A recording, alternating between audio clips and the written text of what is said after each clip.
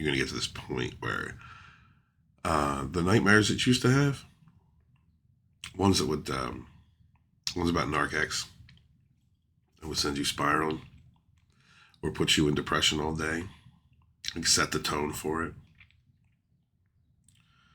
Those reoccurring dreams, the ones that would wake you up, can go back to sleep because you were still charred, and trigger all that CPTSD. You start remembering the promises they made. Every time they hoovered, every time they stabbed you, talked trash about you, like those intimate betrayals.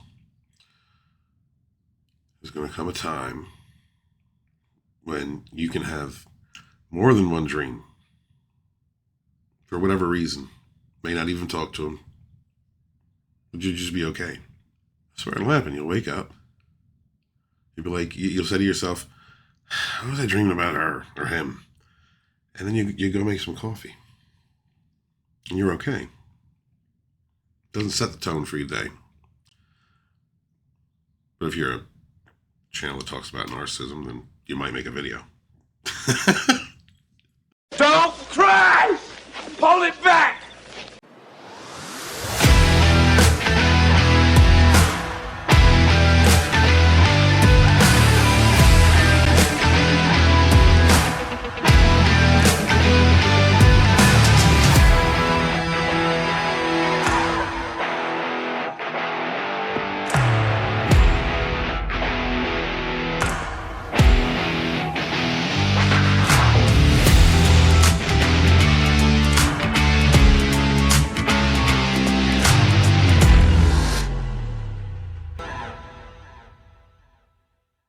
Going no contact, whether you are ghosted because they're trying to trigger your abandonment, get you under control again for the next Hoover. Take that as a blessing too, by the way. I do say every potential Hoover is a chance to destroy them. If you want to. But one of the ramifications of going no contact is your brain, your body trying to rebalance itself and your brain trying to reset. And those dreams that you have, especially when you're going through the heat of it, when they're stalking, they're abusing, they're going online talking trash about you. When they're doing things in the background, like contacting you or saying things or insinuating things that only you and them would understand because it was a personal language. It keeps that trauma, it keeps that that connection. Narcex used to go on streams sometimes when she thought I was watching, and sometimes she was right. And she'd say, I wish somebody would just help me pay this. Or I used to do tarot with somebody else. I'm not used to doing it by myself. Or, she used to say things all the time, or try to. I mean, I'm sure she said plenty, like a lot that I haven't even paid attention to. Because I got to a point where I just stopped even watching or listening or whatever. But they do that. They play those games. Narcissists play games.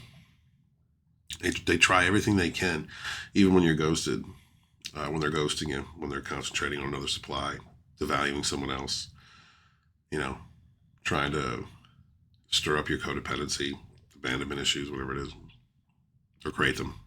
But, it's incessant. People don't understand. Like, people really don't understand. They just think it's a normal breakup. They don't. I say this all the time when somebody comes along and says, narcissists aren't demons. One came through my comments and said that they're just people that have issues. I said, you never been abused by a narcissist or a narcissistic person, or you are one? Because those are the only two options I can see. When you go through something like this, that's why we're here talking to each other, because we understand. We understand. It's methodical, calculated, malicious, stalkish, meant to keep you thinking about them. Anything however the tricks that they have used in the past, they continue to do. They could be with another supply, telling that supply, I'm not doing anything, hon. I'm not saying anything or doing anything. They could be with another supply and swearing up and down they're not doing anything or saying anything to that person at the same time. Posting events or posting dates or posting, just anything that was a personal language between you and that narcissist to trigger you, and to the whole world, to the person sitting next to them, to anybody who's watching. Like anyone who is not a flying monkey and doesn't understand what they're doing. That person's just talking. But you know they're not. You know what they're doing. And it sounds paranoid, and it sounds like something the normal people wouldn't do. And they're right. It's not something normal people would do. Absolutely isn't. You're not dealing with a normal person. You're dealing with a demon. Only cares about themselves. Is practice at manipulating you and making you think that they care. And using your own heart against you. Make you think that they love you. They don't even love themselves. And one of the things that happens from all that, the harassment, the stalking, the abuse, the mind games, all the mind games, is the dreams. Those dreams that you have, that I had. Anyway, over and over, it used to wake me up. There was a time where I couldn't even get sleep. My body was restless. I would lay down for an hour or so, and then I would have a dream about a narc, and then I was up. I couldn't get back to sleep. I'd be in depression. But you get to a point where you just don't care. You get to a point where you can control it. You regulate it. It doesn't affect you like it did.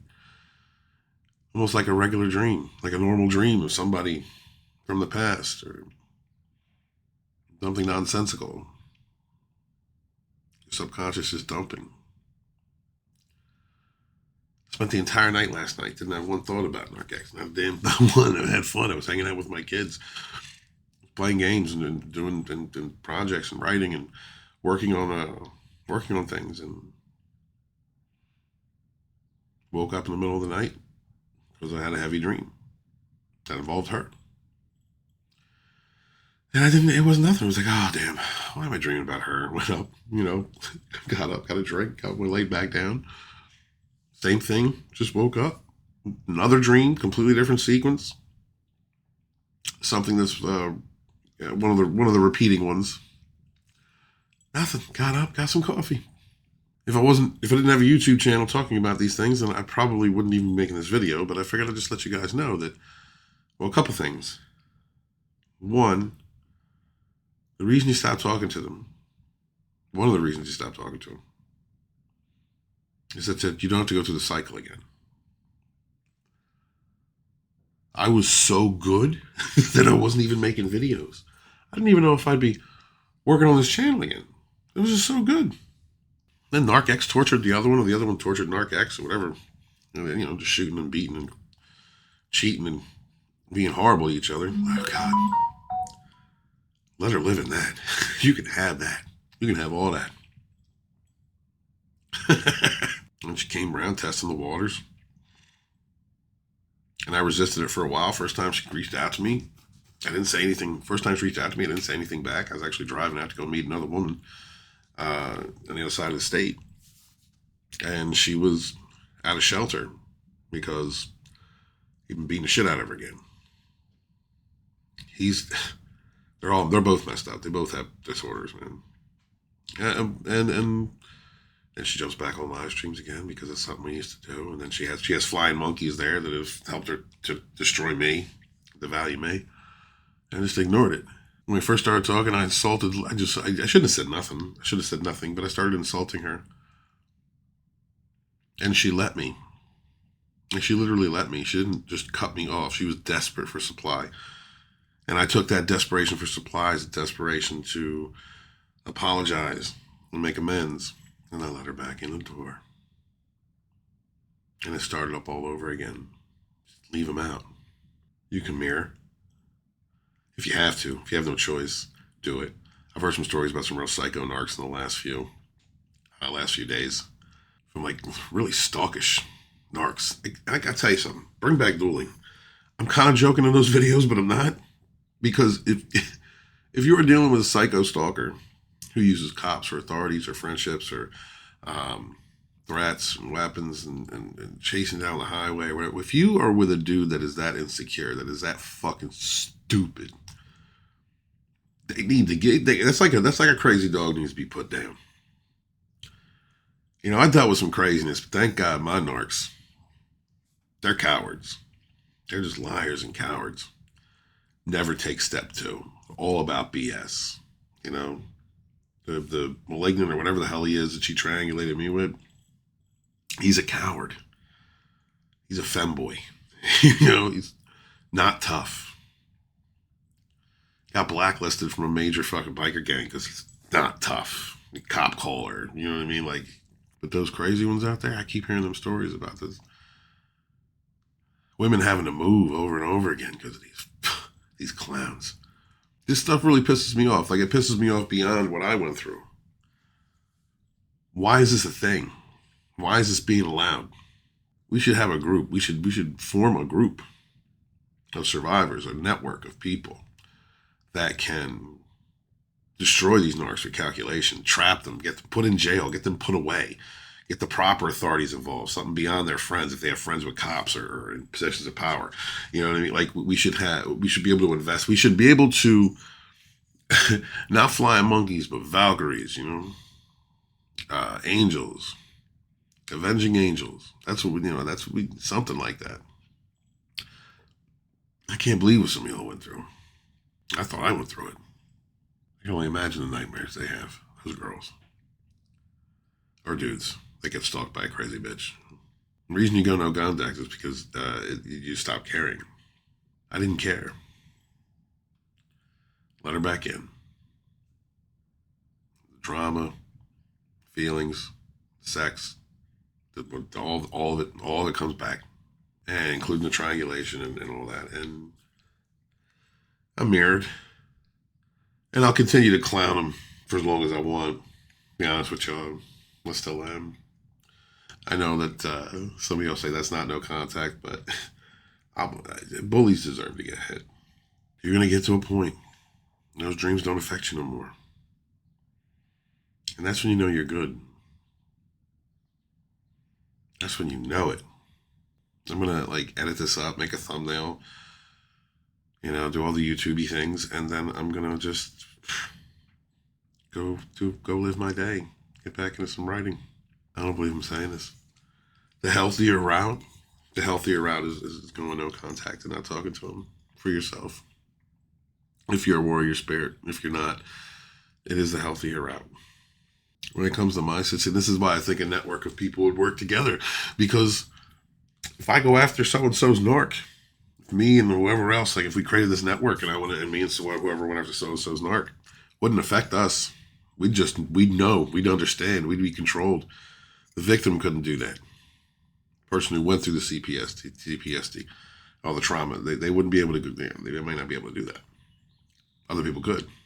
I'm serious about this. I am serious about this. A lot of people out here doing life coach sessions. A lot of people out here giving advice and psychologists out here trying to help you heal. But, to me, and I think it's necessary. It was necessary for me. I needed some of that too. But for real, isn't that kind of like just putting a Band-Aid on a broken bone?